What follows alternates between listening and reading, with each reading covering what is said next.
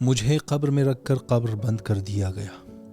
اس منظر کو سوچنے کے بعد میں اپنے آپ سے سوال کرنے لگا، کیا کبھی تم نے یہ سوچا ہے کہ اگر آج تمہیں قبر میں رکھ کر قبر بند کر دیا جائے تو کیا تمہارا دل مطمئن ہوگا؟ ایک دن تم اس مٹی میں اکیلے سوئے ہوگے کہ جہاں پر نہ تمہارے رشتہ دار، نہ تمہارے دوست، نہ تمہارے چاہنے والے، کوئی بھی تمہاری مدد کو نہیں آ سکتا۔ صرف تم ہوگے اور تمہارے اعمال جو یا تو روشنی بنیں گے یا اندھیرا۔ جس زمین پر آج چل رہے ہو وہی زمین کل تمہارا بستر ہوگا۔ جو وقت یہاں ضائع کر رہے ہو وہ قبر میں حسرت بن کر آنکھوں سے بہے گا۔ اگر دل اللہ سے غافل رہا تو قبر میں توبہ کا موقع نہیں ملے گا۔ قبریں پتھروں سے نہیں بلکہ نیتوں سے تنگ ہوتی ہیں۔ اگر یہاں سجدے نہ کیے تو وہاں پر پیشانی خاک میں شرمندہ ہوگی۔ جب قبر بند ہوگی تو تمہارے خالص اعمال اور وہ دعائیں کام آئیں گی جو تم نے دوسروں کے لیے مانگی تھی۔ انسان سب کچھ بھول سکتا ہے